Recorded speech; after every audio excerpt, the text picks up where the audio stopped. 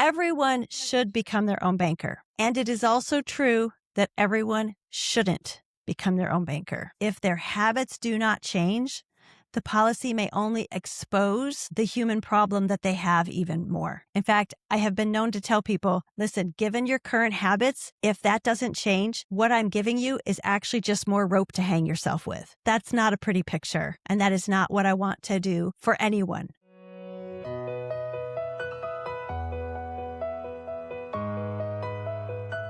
Welcome to the Bankless by Design podcast, where we rethink money, ditch the system, and rediscover what it means to truly thrive well.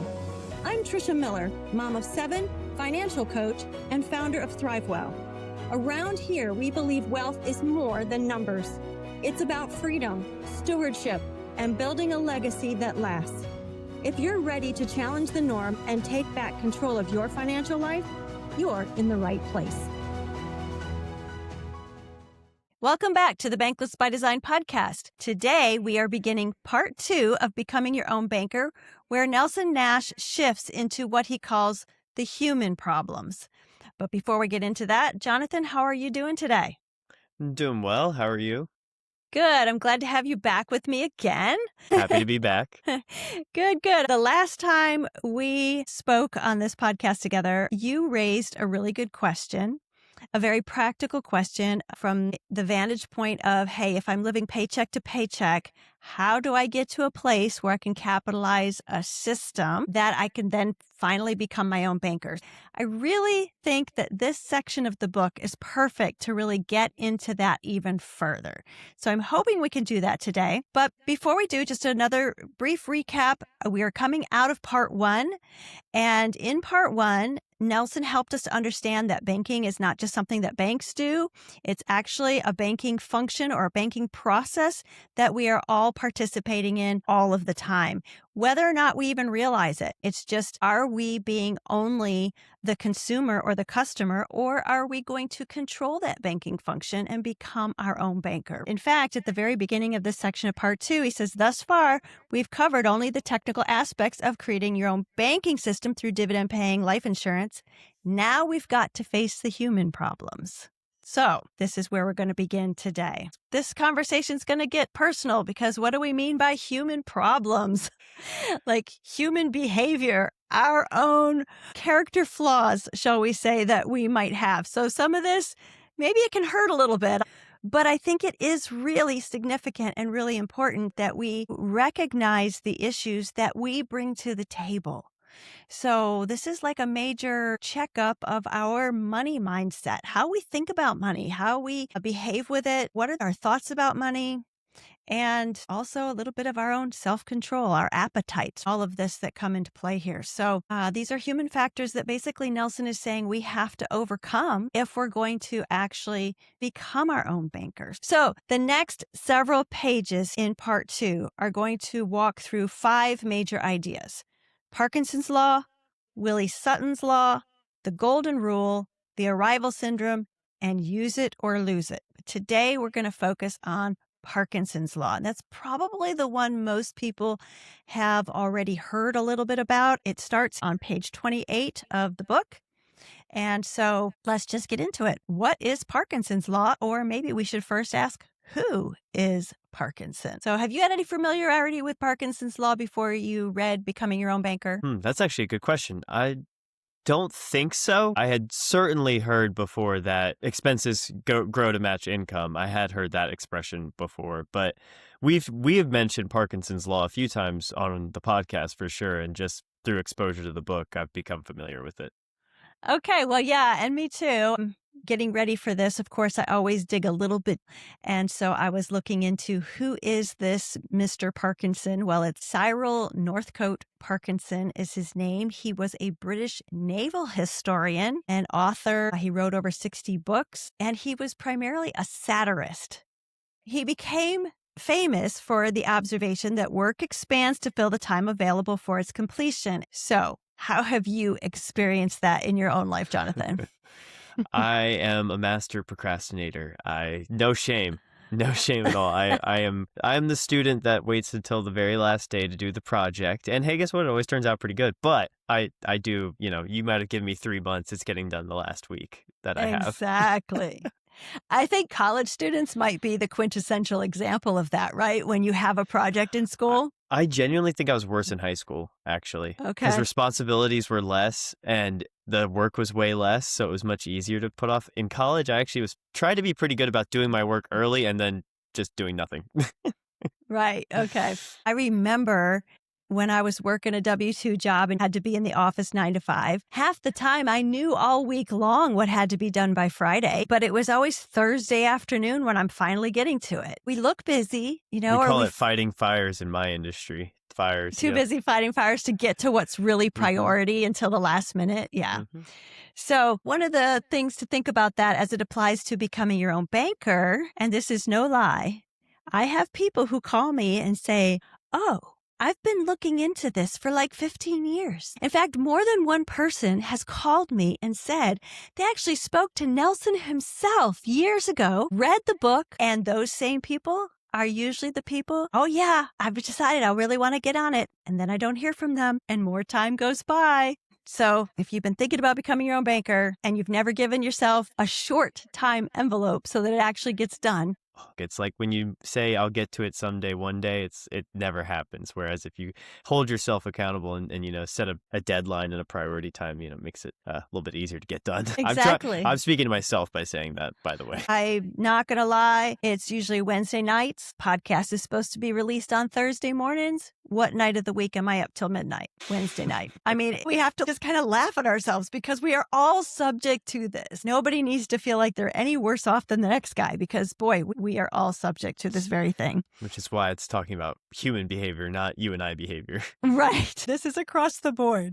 So he also noted a luxury once enjoyed becomes a necessity. So I'm curious, what luxuries do you see in your life right now, Jonathan, that you have kind of termed a necessity now that maybe was once a luxury? I get to exclude Lego since it's a business. So we're just going to skirt around that. Otherwise, I mean, yeah, it's the silly things that, you see or whatever. Your streaming services, I've got Netflix, I've got Disney. We talked about this, air conditioning in cars we've talked about. Heated seats is another good example in cars. Cars are probably a good example in general. Every little new feature that you get in a car. Yes, you're right. Cars are a great example. I grew up in Western New York in the snow belt, and we didn't have heated seats. And yet today, I would not buy a car without one, even though I live in Virginia. Or how about eating out? Eating out used to be considered a luxury, and most people eat out regularly today. Now.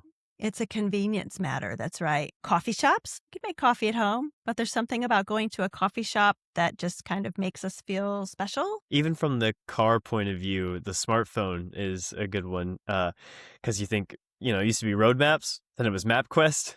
And now it's a smartphone. Now you got a map in your pocket 24/7. You don't need to know where you're going. That's right. Anyways, you get the idea, right? We have expanded on our budget. In fact, I would suggest to you that if you filled out a budget sheet and looked at it, you could find items on that sheet that you would say in the past you didn't need, and yet somehow we don't take them off our list because we now count them as necessities. And so I think that's a mindset shift we have to battle a little bit. All right, let's talk about the second part of Parkinson's law that I think is probably more crucial to our point of becoming your own banker, and that is that expenses rise to meet or exceed income, right? Because it's not just meeting income, but often, especially with the expansion of easy credit with credit cards and so forth, it's really easy to exceed our income today. So this is the threat. It does not matter how much money somebody makes. Let's see what he says about this. I want to just kind of look here specifically to the text of what Nelson says. Let's back up to the bottom of the left-hand page there on page 28. That's good. He also noted that a luxury once enjoyed becomes a necessity. Can you remember when we did not have air-conditioned automobiles? Would you think of buying one without air conditioning? Not me. And he said, expenses rise to equal income. Is it true? Income is limited for us all, but our wishes far exceed our ability to fund them. When a pay raise comes along, it is very quickly absorbed by a new definition of necessities. It doesn't have to be this way, but it is. Parkinson's law must be overcome daily If you cannot do so, then just go ahead and give up. You are destined to become a slave. That's the bad news. The good news is, if you can whip Parkinson's law, you will win by default because your peers can't do it. And everything you do in the financial world is compared with what they are doing. In all our efforts at establishing priorities, we should begin with a thorough consideration of the truth of Parkinson's law. He's saying if we can't whip Parkinson's law, here he says we're destined to become a slave. Those are pretty harsh words, Nelson. But Nelson never has been one to mince words, has he? This idea that it doesn't seem to matter how much money people make. And I will tell you that being in the financial services industry has really revealed this to me because it really doesn't matter what you make. I see it whether somebody's making what would be considered a very healthy income, and yet expenses can rise to meet that healthy incomes. There's a false notion, I think, for the person who's struggling paycheck to paycheck. If I could just make more money, I'd feel wealthier. Not if you don't whip Parkinson's law, because you might just make more money and have more expenses to go along with it. In fact, about a week ago, when I was in Florida, I played cash flow with my sister and some new friends. When we played, it became very apparent that you were actually better off to be the janitor or the mechanic than the doctor or the engineer because they had much higher expenses to begin with. And it was hard to eliminate those expenses. They'd start out with higher student loan debt. They'd spend more money on their kids if they had babies. They had higher mortgage payments because there's just this sense, right, that I make more money. I deserve this. I deserve to live in this bigger house on this nice street. I'm a doctor, right? Well, I'm a prime example of this. I got, my first big boy job, but kind of in the middle of finding out I was going to be promoted, I instantly went out and bought a new car. Okay. So, Yep. I needed example. a car. I needed a new car, but I bought a brand new car because I knew I was getting a nice new pay raise shortly. And there you go. There's where the pay raise went, right? right to the car. Right to the car. Absolutely. So it's lifestyle creep. And none of us is above this. I mean, we can laugh at it, but it's just true. And I think it's interesting that he says we must whip it daily. That's not something that we can just do one time, set it and forget it. It doesn't work that way. We are constantly battling a mindset. And there's this idea that we don't want to live by this budget and we don't want to worry about whether or not we're buying a coffee at Starbucks. And yet we are advertised to constantly. We have these little phones in our pocket that we can't even talk about something without it showing up marketing to us. It's just a constant tug of war. And so easy for us to be like, well, I work so hard. I deserve this. And then the next thing you know, it's out of control. Or how about subscriptions, for example? We don't even know what's flowing out of our hands anymore. It just shows up on that credit card, right? And it just keeps getting added to it. And sometimes I go back and I'm like, what did I do? Where did that come from? Oh my goodness, that was a long time ago and I forgot about it. And here it is, just being paid for monthly. I just had that happen with a yearly subscription that I completely forgot to cancel for ESPN, which was like $130. And I was like, what is this? Right, exactly. Yeah. So, it takes vigilance and discipline.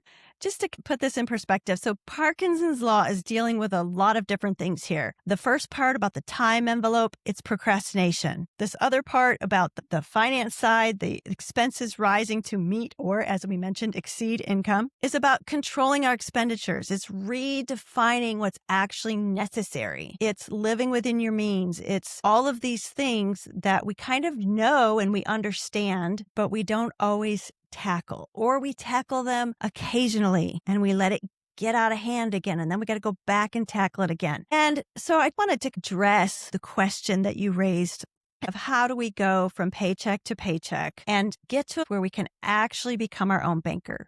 Because it does there's this transition. That's what you mentioned.